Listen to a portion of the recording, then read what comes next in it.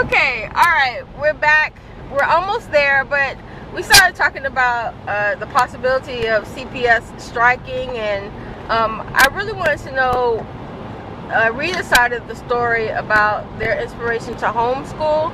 So let's why don't you give us a synopsis on that, and then we'll talk about the public school situation. Okay, well, the reason why we started to homeschool was I had always wanted to homeschool. I had a girlfriend who was homeschooling before Tony and I even got married, my husband.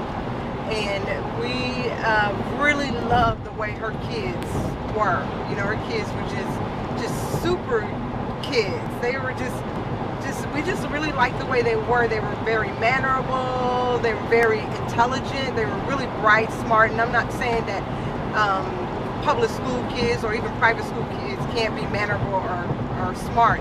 It's just that it was something extraordinary about her children that I really admired. And she had 3 girls, and she was just such a wonderful lady. She was herself a very intelligent woman as well, and we were of the same faith. So I really admired her, and so I got to talk to her about how do you homeschool, and so she gave me a lot of good information. She really just sat down with me and just told me that how it blessed her family. And so my husband and I, we started talking about it once we got, actually before we were married, and then after we were married, we talked about me becoming a stay-at-home mom and doing that very thing.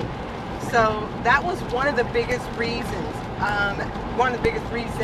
but there was other reasons where we just saw that today's kids going to public schools, because at the time I was a flight attendant, and for our child to go to private school would require probably a little more income from the both of us, but more to the point, I couldn't be a flight attendant and have children.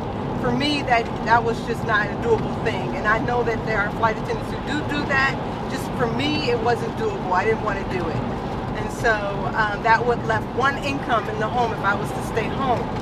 Or, yeah, because obviously then we wouldn't have been able to have children. So we decided that if we were going to have children, I was going to stay home, because I wasn't going to be a flight attendant working.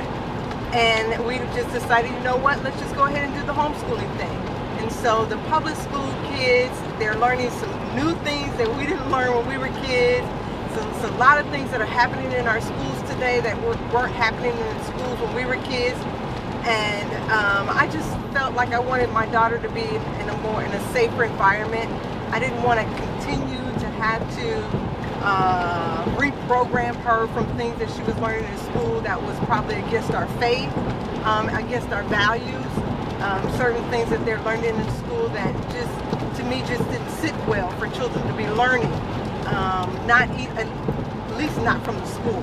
Maybe learning from their parents, but not from the school system. So that was probably the 2 biggest reasons. And now with CPS pretty much set to strike, you know, you were talking about how it doesn't affect you. No, it doesn't affect our school. Well, it doesn't affect any homeschooling mom, for sure. But because we're part of a charter school that's homeschooling, I mean, it doesn't affect us as well. So our teachers do not go on strike because they're not unionized. So that's one of the reasons why it won't affect us. But secondly, our kids are already at home. And so for the most part, even if they were to miss that one day that they go for a couple hours, that wouldn't be such a big deal, because they could just still stay home with us like they always do.